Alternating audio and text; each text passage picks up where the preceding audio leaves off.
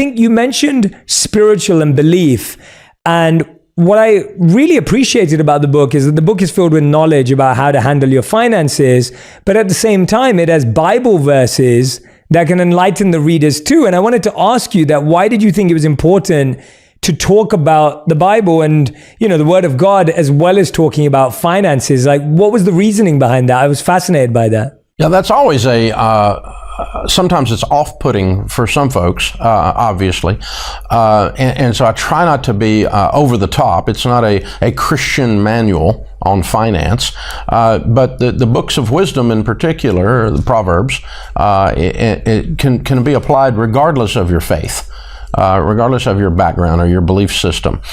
Wisdom's wisdom. If Ben Franklin said something, it's okay. You can kind of look at that and think that's possible, right? And he's not in the Bible, but I mean, you see what I'm saying. So, but what we've discovered about personal finance, and I discovered this years and years ago the hard way.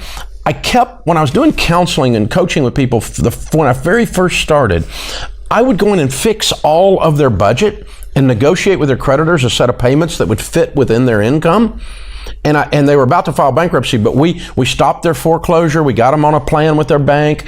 They were right on the edge. We pulled them back from the edge and said, okay, now work this plan. And then I would see them 6 weeks later and I'd say, how's the plan going? We filed bankruptcy. What? I did 90 hours of work to get that to where it would do. What do you mean you filed bankruptcy? And I started realizing it wasn't math. Math wasn't the problem. The problem with my money is the guy I shave with. If I can get that guy to behave, he can be skinny and rich. Oh my gosh, he's a problem. And so we started realizing personal finance is 80% behavior, only 20% head knowledge. And behavior is a spiritual thing.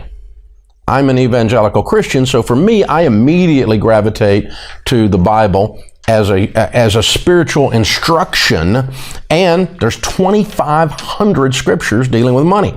So whether you're a Christian or not, doesn't matter to me. The reason I'm bringing that up is it's an indication of this is a set of behaviors and a set of views, a set of beliefs, a spiritual walk that influences your behavior, and your behavior creates your outcome. Everybody's trying to fix their finances with a math formula, and if you were doing math, you wouldn't be in credit card debt.